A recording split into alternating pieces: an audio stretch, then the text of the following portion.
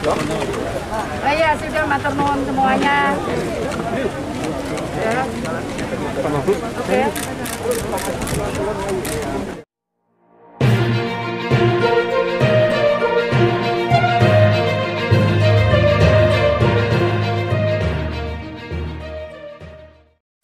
Menteri Sosial Republik Indonesia yang baru saja dilantik, Tri Risma hari ini melakukan kunjungan kerja pertamanya di Kabupaten Ponorogo pada hari Ahad 27 Desember 2020. Meskipun di hari libur, Risma disambut jajaran Forkopimda Ponorogo, diantaranya adalah Wakil Bupati Sucaron dan Wakil Bupati terpilih dalam Pilkada Ponorogo 2020, yaitu Lisdiarita. Di Ponorogo, Menteri Sosial juga masih menjabat Wali Kota Surabaya itu berkunjung ke dua tempat, yaitu di Rumah Kasih Sayang di Desa Krebet, Kecamatan Jambon, dan Rumah Harapan di Desa Karangpatihan, Kecamatan Balong, Ponorogo. Selain menyaksikan langsung kondisi masyarakat yang masih berjuang untuk kehidupannya, Tri Risma hari ini menyerahkan berbagai bantuan yang produktif, di antaranya paket sembako, kursi roda, truk alat peraga edukatif, dan bibit lele bagi masyarakat di sekitarnya. Risma menjelaskan bahwa pihaknya akan bekerja keras agar kehidupan masyarakat ke depan bisa hidup layak tanpa ketergantungan kepada orang lain. Risma mengaku dirinya mendengar ada warga yang harus diperhatikan, dan hal itu tidak bisa dibiarkan karena nantinya akan bergantung kepada orang lain. Dirinya membawa bibit lele bagi mereka agar bisa makan terus tanpa menunggu saat diberikan bantuan. Risma juga berkomunikasi dengan beberapa akademisi untuk melihat antropologi penduduk di wilayah yang perlu dibantu. Sehingga dengan demikian keputusan yang diambil olehnya tidak salah karena mendengarkan masukan dari berbagai pihak, diantaranya adalah para akademisi.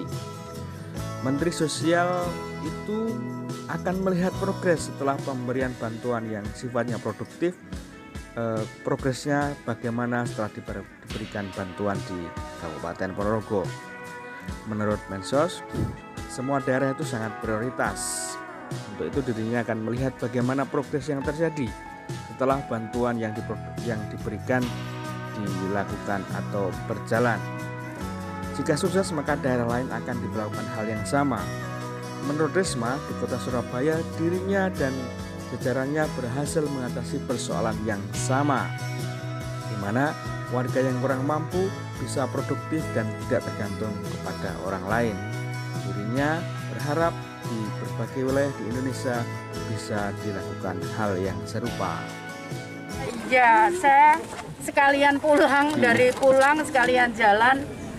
Saya pernah mendengar ada warga yang menurut saya harus diperhatikan gitu, karena ini tidak bisa dibiarkan, karena kalau dibiarkan kan semakin berat, makin lama makin berat, dan kemudian akan membebani bukan membebani, artinya akan kemudian tergantung kepada orang lain. Nah, ini nggak bisa, makanya ini saya juga bawa bibit lele untuk mereka. Nanti mungkin kita lihat progresnya.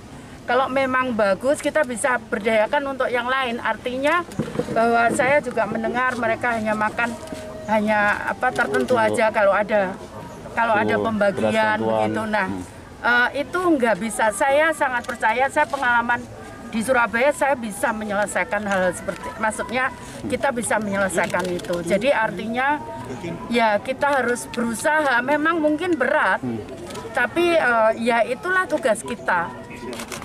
Gitu. Karena secara data memang angka di beberapa kecamatan di Ponorogo ini cukup tinggi, Bu, tunagrahita. Iya, betul. Makanya itu kan tidak bisa kemudian kita diem saja, kemudian oh ya kalau ke sini memberikan bantuan, bukan begitu. Saya kepingin ini sustainable-nya bisa dijaga. Nanti saya akan komunikasi dengan pemerintah daerah, setelah itu dari teman-teman dari Kementerian Sosial juga akan komunikasi untuk menjaga sustainability-nya. Tapi bukan dari kami, mungkin saya akan kerjasama dengan Kementerian Kesehatan supaya juga bisa bagaimana penanganan dari sisi kesehatan. Gitu, itu seperti itu. Memang sebelumnya Ponorogo prioritas gitu, atau terbersih aja atau bukan ngomong semua prioritas. Tapi kan saya sekali jalan gitu kan, pulang kembali ke Jakarta, tapi saya bisa mampir ke sini gitu. Nanti kalau pulang lagi saya usahakan mampir yang dekat, tapi daerah lain juga ini sekarang lagi semalam saya komunikasi dengan Rektor Universitas Papua, Universitas Negeri Papua.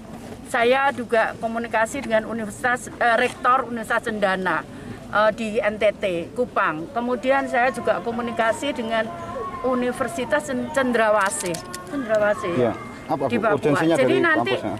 tujuannya adalah supaya kita tidak tahu kan sebetulnya ini bukan masalah hanya kebudayaan, bukan masalahnya kondisi, tapi juga yang memahami antropologi dari penduduk setempat itu ya kajian dari universitas. Saya juga tidak ingin salah saat saya memberikan kebijakan untuk menangani masalah di situ, seperti itu. Itu ya. Cukup ya, buka ya.